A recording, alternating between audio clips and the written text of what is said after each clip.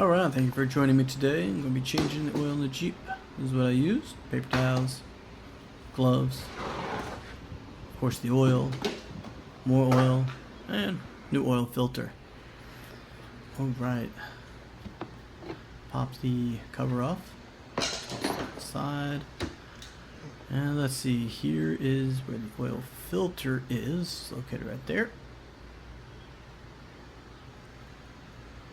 And this is the dipstick.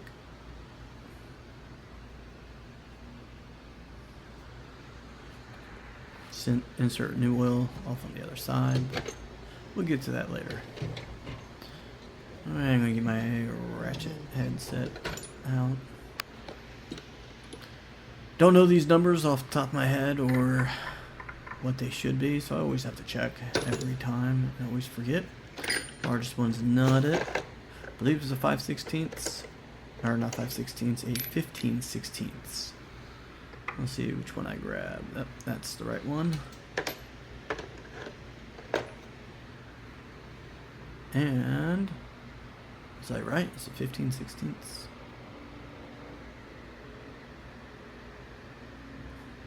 Ah, it is. It's 15/16.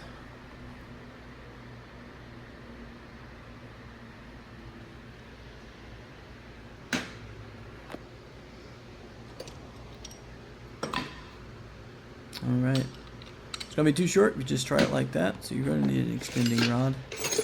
I happen to have some. I also have this nice one where the head twists a little bit, lets you have a different angle, not straight on. I will say that this is a bad choice, wrong size extending rod. I'm doing this one-handed because I'm holding the camera with the other hand. And I'll need an adapter to connect them. Like for me, I do actually have an adapter.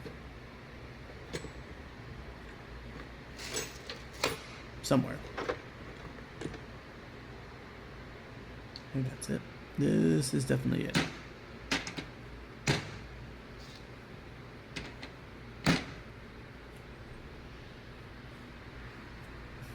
Like I said, if I was using both hands to crank that, that would be plenty. But since I'm using one hand, it's too long and it's not stable enough, and it's going to cause me issues later on. I don't need brake stuff. I'm not using the black one. I don't even know why I really have it. I don't like it. But I do like this blue one. I'll end up using that one to put the new oil in. I don't need either of those. And I like using this type of drip pan up in the engine. Just to store things, keep things from falling in there, and when you eventually go pull out the filter and everything, it gives you a place to keep it from being dripped. That is the drip pan I like to use underneath, because it helps contain all the oil. Alright, set this up. Don't forget, do wear gloves. And make sure they are going on right. Thumb into thumb hole.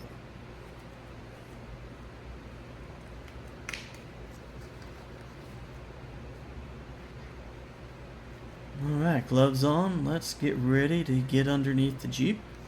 Check out the oil reservoir.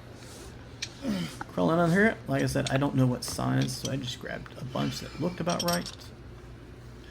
Fun fact that here it's a bolt. On my Mini it's a little different. You have to use different tool sets.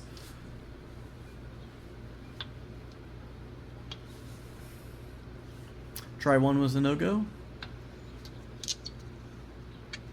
And try 2 is a go. No extending rod.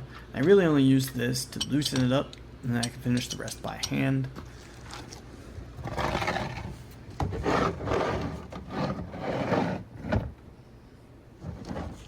Get this drip pan in there. I start cranking on it in the right direction.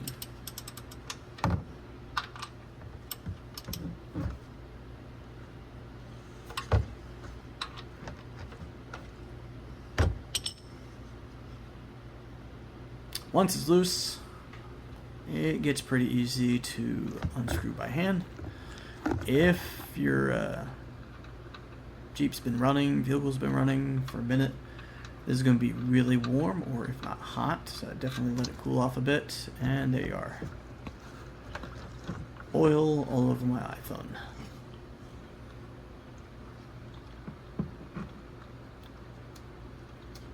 And that's why you wear gloves. Right, back up top. I have switched out, and I got rid of the extender completely. Because you have this here, it's able to go up on an angle, so I can actually just angle it better. And once again, just like below, I just like to crank it, get it started with the tools, and then be able to use my hands just to finish the job. Just get it nice and loose.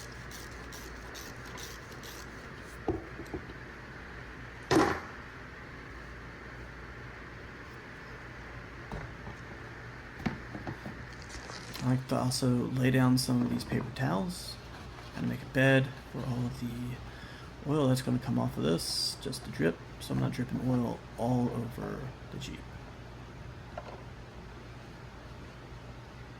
Brush it off a bit, and just right inside. And there we go, see? None of that got on the engine, and that's what it looks like down inside.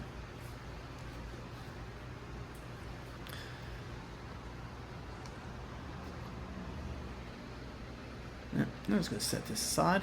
We'll come back to that later.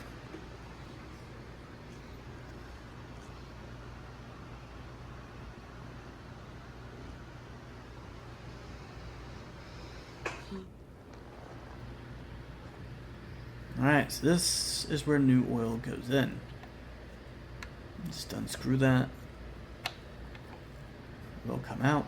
And I like just to keep this in the drip pan I keep on the engine.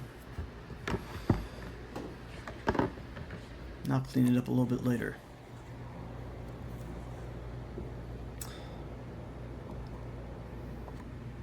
Reason I like the blue one, the blue funnel here, it's a little bit longer of a snout or a nozzle, whichever you want to call that. And it's angled just right to be able to pour. So for the filter itself, as you saw, it just pops right out. A little bit more complicated on the rubber gasket.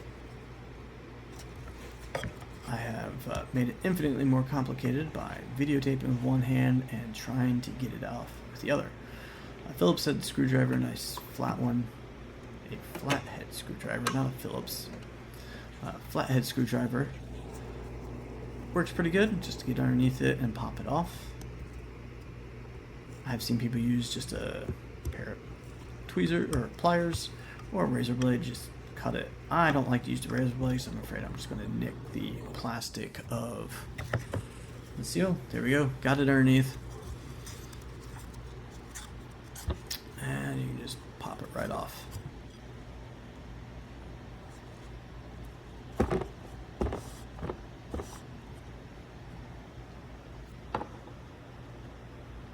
And as you see, all the more reason be wearing gloves. Oil is going to get all over your hands.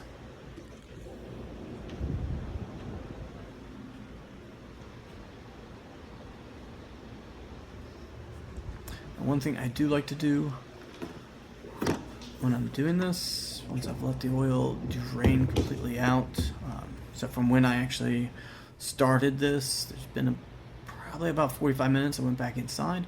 I like to pour just a little bit down in there and then quickly get down underneath and see what it looks like draining out.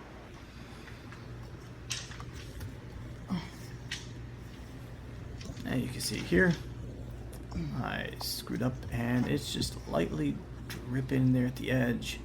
About half of it went on the floor. Clean that up later.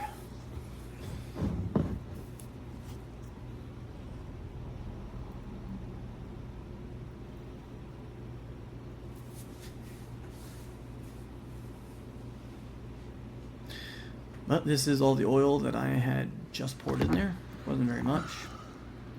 It's a little bit better of an angle.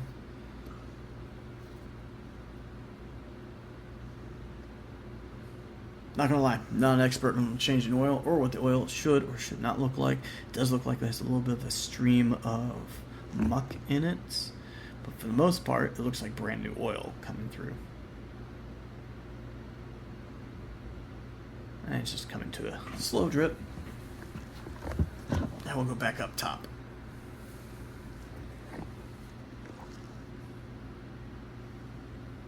After, of course, I go ahead and screw this back in. I'm just waiting for that to get to an actual drip.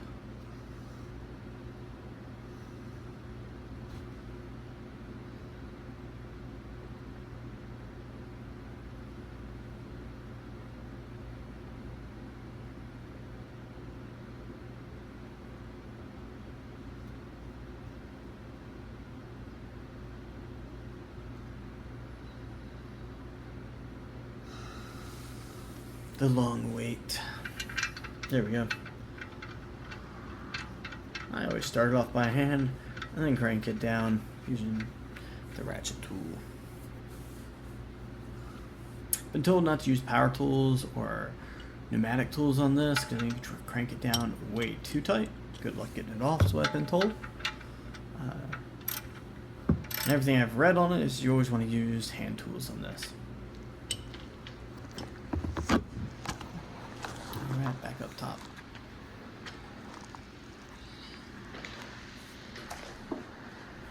Another thing I like to do is, as I've used tools, because they need to get cleaned off before I go ahead and put them back in, is I just keep collecting them up in the drip pan here. I'm going to go ahead, pop a squat, and work on the oil filter itself.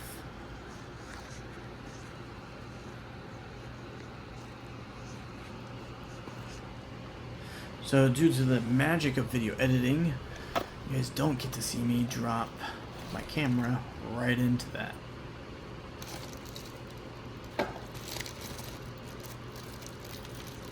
This is the new O-ring.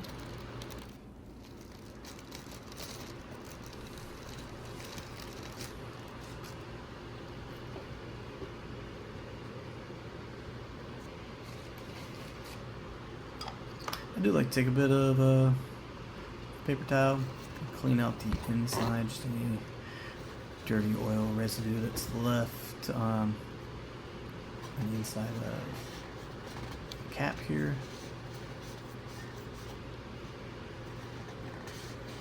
I did also read up on, like, is it worth pre-soaking your or pouring oil, clean oil, all over your filter?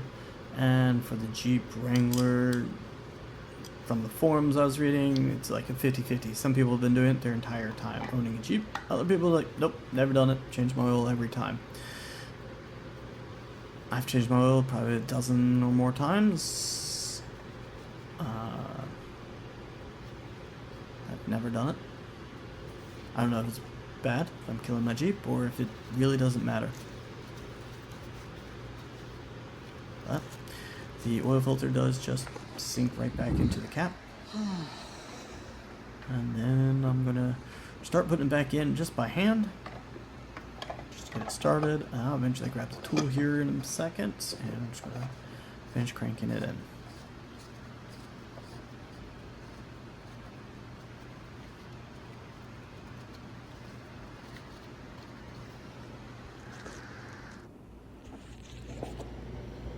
Here we are.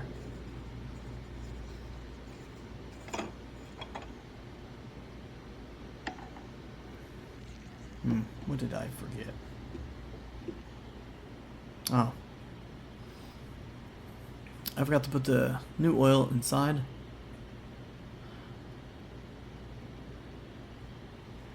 Before I sealed up all the other holes.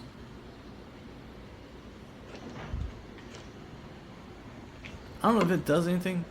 It is something I've read, and it's something I've always done, is you leave the filter out. Guess the idea was, you let the airflow come out as you pump or pour oil into it.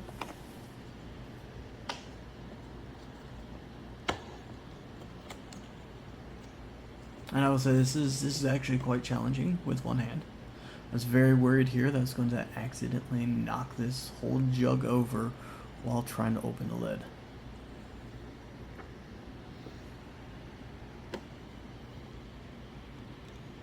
And then I was also very worried I wasn't going to be able to one-hand pour this whole jug. Very proud of myself. Look at that. One-handed pouring.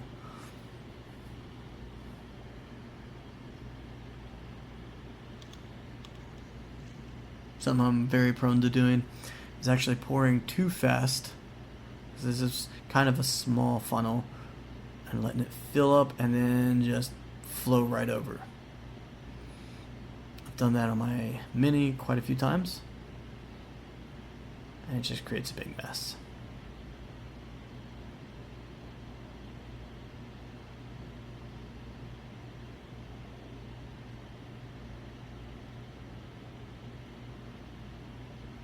And there we have it.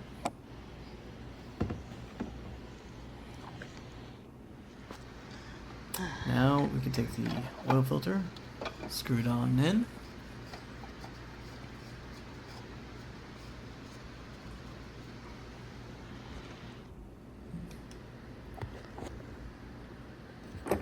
Grab the ratchet, switch it to tighten mode from loosen mode.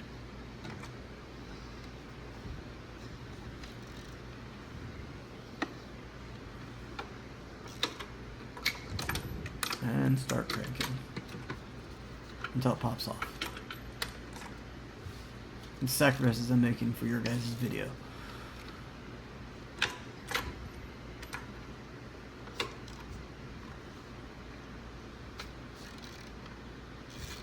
I do believe I actually did set the camera down eventually and just made sure that that thing was cranked down properly.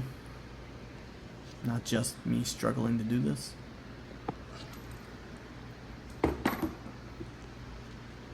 And we'll take this back out once I get my drip pan.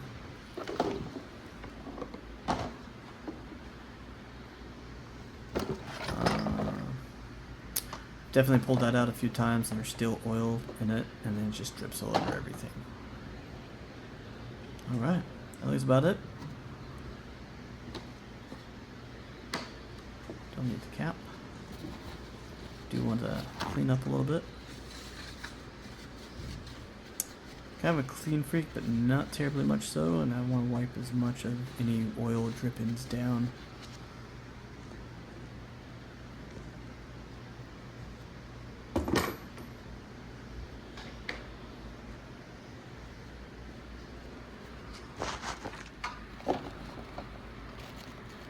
And the oil cap. So I'm going to wipe that off a little bit, clean it off. Alright, I'm going to screw that in. Don't need tools, just your hands.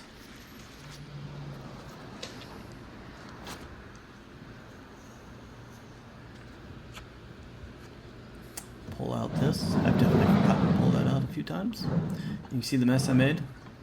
I didn't have it in all the way. It definitely leaked over the edge, the back edge here. This is what I like about it. I can just actually pick up the whole jug and move on with it. Bring it out here. Well, that's everything. Thanks for watching.